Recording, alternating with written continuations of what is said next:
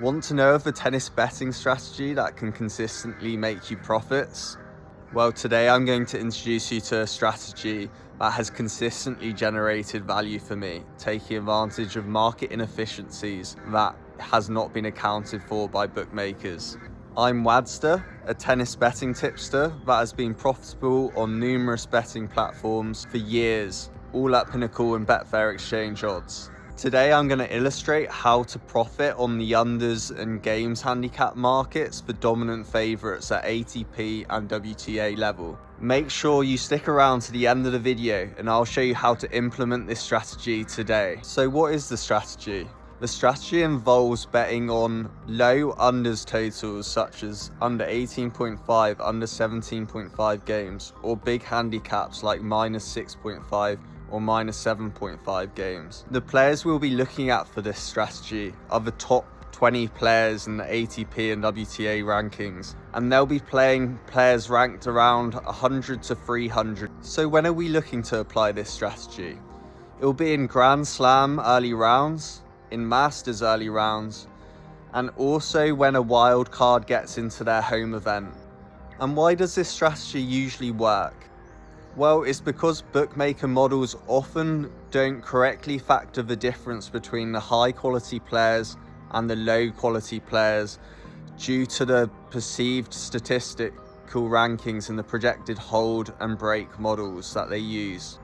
Lower ranked players often have overinflated stats when they're ranked between 100 and 300 because they end up playing lots of players around their same rank in competitions such as challengers, ITFs and future events. Equally, the players at the top are constantly playing difficult matches against each other, especially because the top 20 players are getting into the later stages of the event and then playing other top 20 players as their most consistent form of opponent.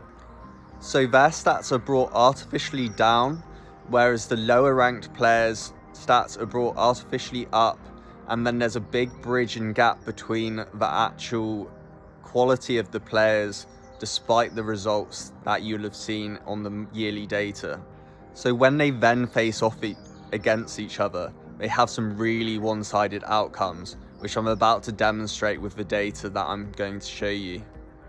To show you quite how strong this strategy has been for me, I'm going to firstly show you the summary of the results on a general level for all the bets that I have made since the US Open on the unders and the big games handicap lines. Since the US Open of 2024, I've had 21 bets that are defined by this criteria, and I've won 17, pushed once, and lost just 3 bets for an ROI of 51% and profit of around 15.5 units. You only have to look at the margin of the matches to see how dominant some of these favourites are. The average win of each match that I've bet on is 8 games, and even the ones that I lost had a minimum win margin of 4 games. And could easily both have won on another day. So despite the fact the unders lines are already low, these bets are winning with ease. There's lots of value to gain from these bets. And the better the top player, the more likely there is to have that extra margin. The consistency of guys like Djokovic, Medvedev, de Minaur means that these players are sometimes the very best for applying this strategy, as you can see by the very dominant wins Djokovic has had for me in the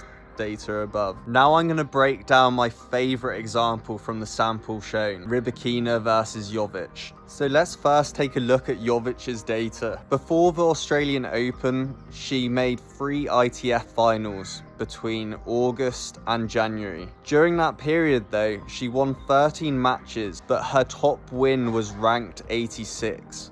Her second highest win was ranked 168, a massive gap from Rybakina, who's ranked in the top 5. She then played Parrizas Diaz in the first round of the Australian Open, ranked 91, and won easily. But I watched that match back, and assessed that Diaz was miles out of form, she was making all sorts of errors, and Jovic didn't actually have attacking weapons that would translate versus a top player. Rybakina, meanwhile, had lots of matches against quality opponents, but if you then dive into the data a bit more, I'll show you how her price range data looks when at sub 1.2 odds. Here there are two subsections on hard courts of her data at the lower odds range, and you only have to look at the results to see how dominant she is in this price range, winning many sets by a score of 6-2 or better. So what then happened in the match? Well, here's some clips to show you. Rybakina absolutely powered through the first set 6-0. She just had way too much weaponry for Jovic to cope. By the second set, she was coasting to a victory, winning 6-0, 6-3, and winning by a margin of 9 games. Throughout the match, she just had too much power off the serve and forehand,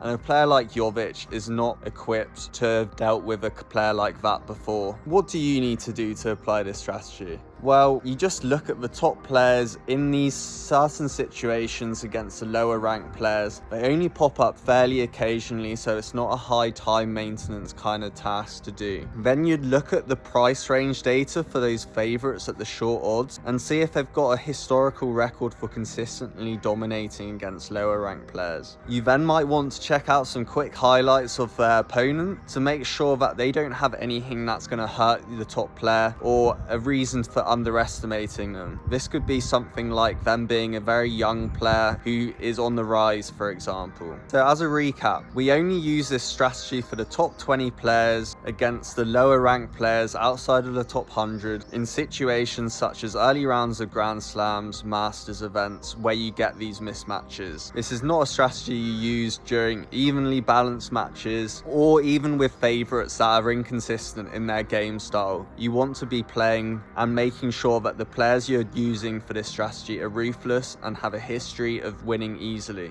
If you enjoyed this video, make sure to like and subscribe to our content, and I'll make sure to produce more of these kind of betting strategy tips moving forward. Make sure to join our free tips channel where there'll be consistently regular free tips from the BetBox tipsters from now moving forward. Leave a comment below if you've had any experiences following an under strategy like this before, and any thoughts you might have on what I've discussed about generally.